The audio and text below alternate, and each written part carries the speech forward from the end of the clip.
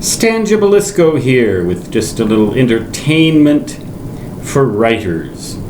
And a warning for those of you who aspire to be writers, that when it comes to publishers, you can run all the way from the nanosecond to the mega year, or the giga year, or the tera year, when it comes to what kind of timing they want, how fast they want things, and how fast they do things.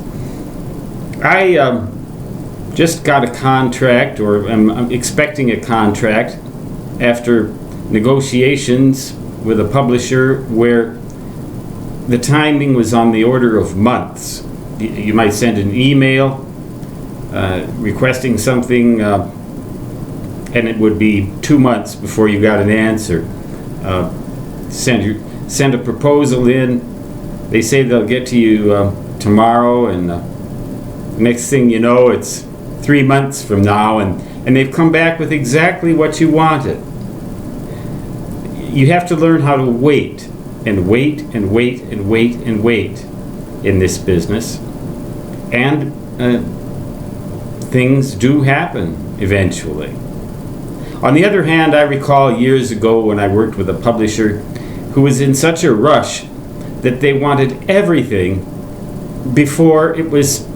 They wanted me to defeat the theory of relativity and travel backward in time, essentially. And one time, I'll never forget it. I had some pictures.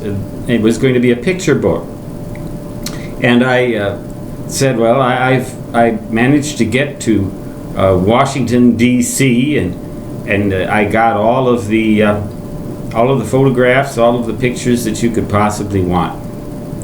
And they said, "Stan, can we see a sample of them?" And I said, "Well, sure. I'll send them right along. I'll send some right along." And he said, "Stan, can you fax them to us?" Well, I asked the man, "How am I supposed to fax a color transparency?"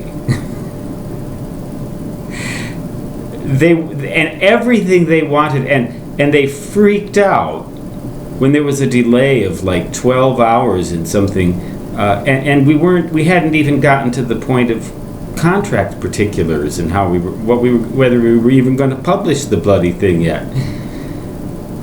You know, I prefer the slow method myself. And that may be why, after all these years, I'm still with the publisher who took 3 months to answer a question, but we always got things done, versus the one who wanted the color transparency faxed by time shifting in reverse.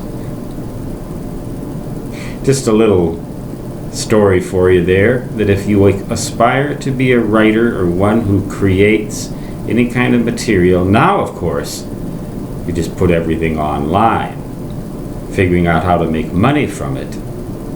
Well, publisher I have now has figured out how to do that. The other publisher probably doesn't even exist. It probably tried to set up shop 500 years ago and found that they didn't even have a fax. Stan Gibilisco signing off. Until yesterday, so long.